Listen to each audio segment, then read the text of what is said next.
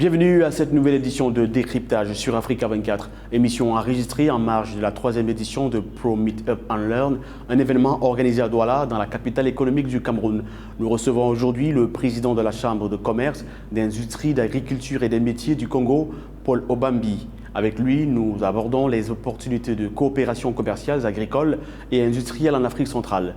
Monsieur Obambi, vous avez pris part à Douala au Cameroun à la 3e édition du Pro Meet Up and Learn, un cadre d'échange entre les dirigeants de la sous-région Afrique centrale. Que gagne la Chambre de commerce, d'industrie, d'agriculture et des métiers du Congo dans sa participation à cet événement? Dans cet événement, nous venons apprendre auprès de nos interlocuteurs qui sont les pénalistes, les participants, et nous leur apportons aussi notre savoir-faire, les informations que nous détenons dans notre expérience au Congo. Et c'est cet endroit d'échange, et c'est ça le but de ce forum. Quels nouveaux secteurs les deux pays, Congo-Cameroun, peuvent explorer ensemble? Le Congo et le Cameroun travaillent déjà dans plusieurs secteurs, presque dans tous les secteurs. Il y a une mobilité déjà de personnes physiques entre le Cameroun et le Congo. Il y a des chefs d'entreprise congolais au Cameroun, des chefs d'entreprise camerounais au Congo. Et je citerai le secteur du commerce, où nous sommes tous les deux très actifs. Je citerai le secteur de l'agriculture, l'agro-industrie, où les collègues camerounais sont très efficients. Mais nous aussi, nous apportons dans le secteur minier une expérience, c'est celle de Sapro-Mayoko.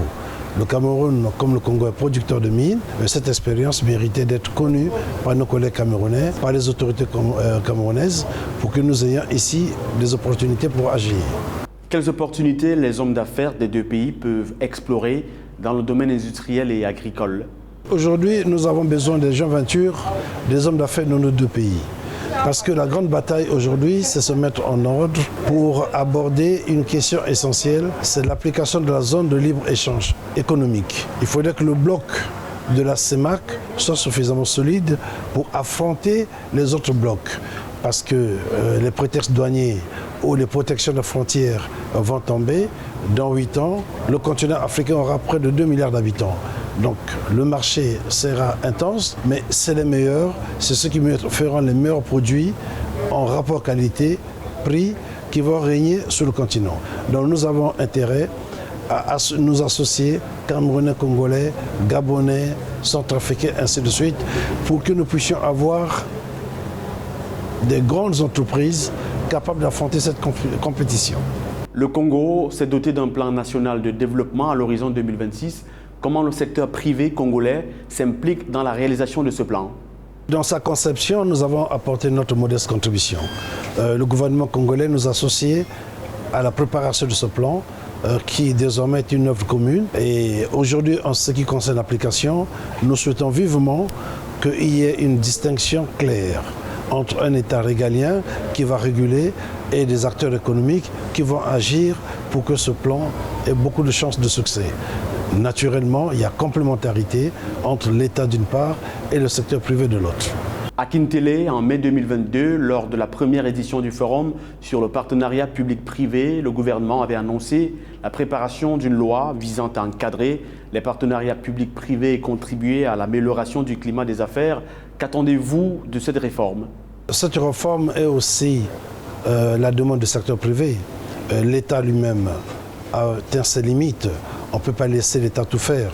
Le secteur privé, c'est le moteur de la croissance. Cette loi intéresse un partenariat public-privé. D'un côté public, c'est l'État, de l'autre privé, c'est nous.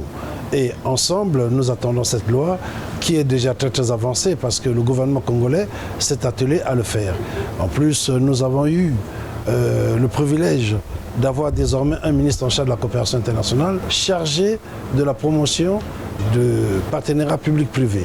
C'est pas rien, ce ministère est dynamique et nous le poussons à plus de dynamisme pour que nous puissions aboutir à des véritables partenariats public-privé, pas seulement en termes de milliards, pas seulement dans les grands secteurs, mais aussi dans les petits secteurs, de manière décentralisée, dans nos campagnes, des partenariats publics-privés peuvent être organisés, en plus des grands partenariats publics-privés industriels dans le secteur de l'énergie, dans le secteur de l'eau, dans le secteur de la logistique, mais il y a aussi, à côté de cela, dans cette périphérie, une population dynamique qui pourrait prendre en charge des partenariats publics-privés décentralisés.